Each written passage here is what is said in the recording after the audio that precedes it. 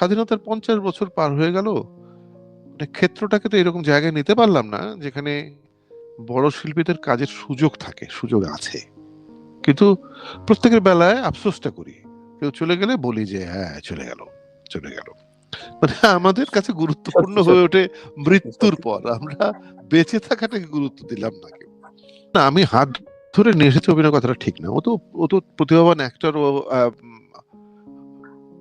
ঢাকা থিয়েটারে এলো, জয়েন করলো, আহ, এবং কেন জানি আবার ওই সেলিম আলদিনের মতোই ওর সঙ্গে আমার কেন জানি একটা বন্ধুত্ব হয়ে গেল। এবং কোনো মানুষের সঙ্গে বন্ধুত্ব তৈরি করবার জন্য যে বিশেষ যোগ্যতাগুলো লাগে আমার কিন্তু তার কিচ্ছু নেই, তার কিচ্ছু নেই। ইস, আমি আপনি অতি অতি আহ, বিনয়ী দেখেন।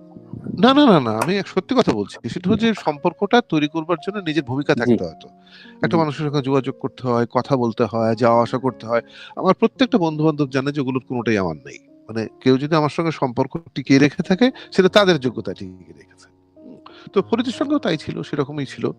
কিন্তু হ্যাঁ, একটা জায়গায় মিল ছিল, সেটা হলো যে কেন জানি আমি কোনো কারণ বুঝি না, অবশ্যই কোনো কারণ বুঝি না। যেমন আহ সেলিম আলদিনও আমাকে বিশেষ ভালোবাসবার কোনো কারণ ছিল না, ফরিদেরও থাকার কথা না।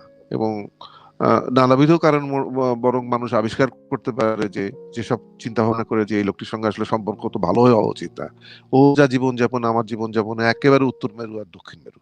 হ্যাঁ কিন্তু হ্যাঁ হ্যাঁ।